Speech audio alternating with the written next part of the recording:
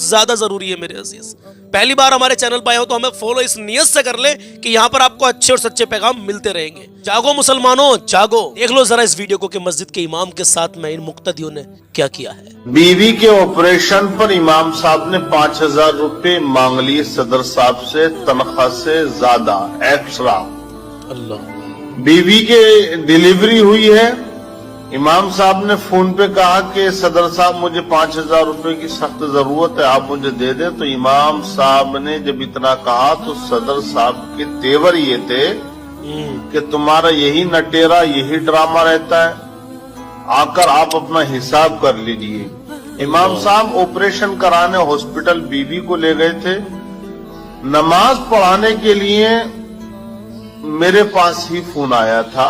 मैंने नमाज पढ़ाने के लिए एक हाफिज साहब का इंतजाम किया, मदरसे से ही हमने उनको भेजा था। वो नमाज पढ़ा के जब आए तो उन्होंने मुझे सारी डिटेल बता दी कि उनका इस्तीफा हो गया। 5 दिन 6 दिन गालिब नमाज पढ़ाई।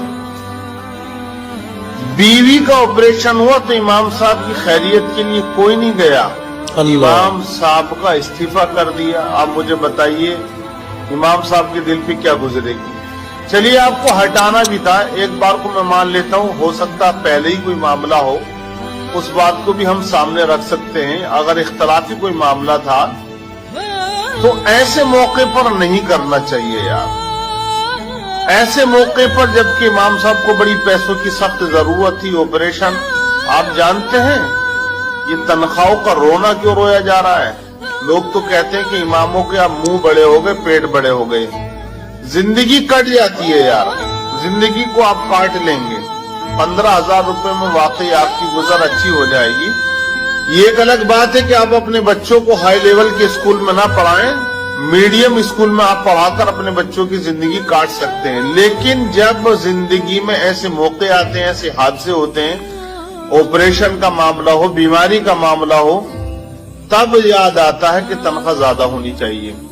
क्योंकि 15,000 में ना आप अच्छा मकान बना सकते हो, ना आप बेटी की शादी कर सकते हो, ना अपने बच्चों को हाई लेवल की तालीम दे सकते हो, ना आप सोसाइटी और समाज के अंदर एक अच्छा वकार कायम कर सकते हो। पैसा एक ऐसी चीज है कि जिसकी बुनियाद पर तमाम चीजों को इंसान हासिल करता है।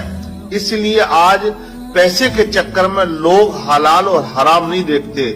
आइम्मा हजरात इतने सीधे साधे भोले भाले होते हैं कि हलाल रोजी पर ही टिके रहते हैं। हालांकि फूंक मारने इनको आती है, दम करना आता है, तावीज़ात वगैरह लिखने आते हैं, लेकिन नहीं करते हैं। ना लूट मार करते हैं, ना किसी को धोखा देते हैं। सीधे साधे अंदाज में इमामत के ओहदे पर फाइज रहते हुए अपनी ड्यूटी को निभाते हैं। और एक ताज्जुब खेज मैं आपको बता दूं, 2 साल में उनकी एक भी छुट्टी नहीं थी। इत्तेफाक के कोई हो गई होगी चलिए, लेकिन जैसे कि हर हफ्ते आइम्मा हजरात बहुत सी जगहों पर छुट्टी लेते हैं, लेकिन वो इमाम ऐसे थे, बताया वो करीब कहते हैं कि 2 साल में उन्होंने कोई छुट्टी नहीं की जो होती है हर जगह पर। नहीं, अगर कहीं जाना होना हुआ तो उसको मैं कह नहीं सकता हूं। प्लस आप देखिए खाना वो अपने घर पे खाते थे। अल्लाह। तनख्वाह थी 12,000 रुपए। 12,000 रुपए की तनख्वाह में वो इमाम साहब घर पे खाना खाते थे। क्या करेगा आदमी यार, आप मुझे बताइएगा।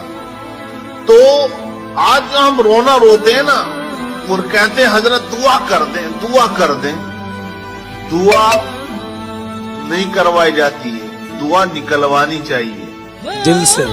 हम लोग करते हैं, मैं भी कर देता हूँ। जिनका अच्छा अखलाक देखते हैं, जो हम देखते हैं यार बड़ा अदब इन्होंने किया, बड़ी मेहनत और मोहब्बत के साथ में इन्होंने हमारी खिदमत की है, या और भी तरीके हैं। उलमा की जो कदर करने का एक माहौल है और होना चाहिए, वो जब लोग कदर करते हैं ना तो उलमा को हमने देखा बड़े दिल से दुआएं देते हैं। अरे भाई बड़ा अच्छा आदमी है, अल्लाह खूब बरकत दे, इनकी नस्लों में बरकत अता फरमाए।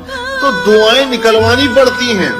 अब मुझे बताइए क्या वो इमाम साहब बस्ती के लिए दुआ कर रहे होंगे जबकि उन्हें पैसों की बड़ी सख्त जरूरत थी। और अभी इलाज, ऑपरेशन हुआ, बच्ची हुई है उनके यहाँ लड़की, अब जो है वो खर्चा बढ़ गया। खर्चा बढ़ गया है, अब आगे इलाज और भी चलेगा, आना जाना रहा, डॉक्टरों की फीस वगैरह आप सब जानते हैं। डॉक्टरों की कद्र हम बहुत करते हैं, 2 घंटा 5 घंटा वेट करते हैं उनका। 4 साल में MBBS बन के आ जाता बच्चा, या 5 साल मान लीजिए ट्रेनिंग लगाया, 6-7 साल में हो जाता है। लेकिन अगर आप एक आलिम की जिंदगी को देखें तो बचपन से लेके पूरी जवानी लगा देते हैं, तब जाके वो फजीलत को हासिल करते हैं, फजीलत की डिग्री या इफ्ता की डिग्री को हासिल करते हैं। 15-17 साल पढ़ाई करने के बाद में कौम 5 मिनट इंतजार नहीं करती, लात मारती है दरवाजे में धड़ देसी आके।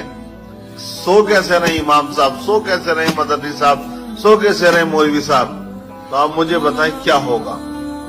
हम पर फिर जालिम हाकिम मसल्लत नहीं होंगे तो और कौन होंगे? तो फिर क्या होगा? ऐसे ही होगा। तो मुझे लगता है जो भी है वो ठीक ही होता है फिर। लेकिन क्या कहोगे आप ऐसे लोगों के बारे में जो ऐसे वक्त में इमामों का साथ छोड़ देते हैं? और कहें इससे ज़्यादा मेरे अजीज़, बहुत कुछ कह दिया हज़रत ने।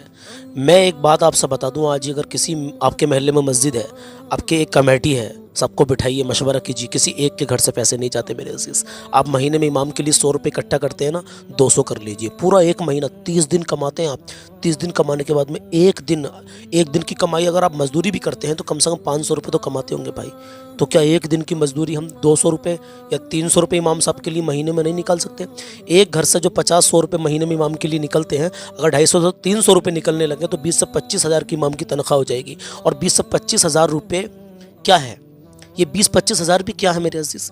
10 से 12 हज़ार 15 हज़ार तक के खर्चे हैं महीने के। वो इमाम अपने बच्चों को क्या पढ़ाई लिखाई करा लेंगे? क्या अपनी बच्चों की शादियों में खर्च कर देंगे? हाँ, एक चीज़ है, कुछ लोग हैं, कुछ ऐसे भटिए कहूँगा मैं उनको, भटिए जो इमामों की तनख्वाह पर नज़र रखते हैं, निकाहों पर नज़र रखते हैं। कुछ ऐसे भटिए हैं कि जो, बुरा मत मानना मेरी बात का, देखो कहते हैं कि निकाह तो पढ़ाते हैं, निकाह में 5,000 रुपये इमाम को मिल रहे हैं। मैंने पहले भी कहा था, अभी भी कह रहा हूँ, इमामों की तनख्वाह को लेकर के तुम 10,000 रुपये महीने के दो, 15,000 मत दो, 20,000 मत दो, लेकिन गारंटी दो कि हर महीने इमाम को 3 निकाह दोगे। 10,000 की तनख्वाह दो, मत दो 15-20 हज़ार रुपये, मत दो 12,000 रुपये।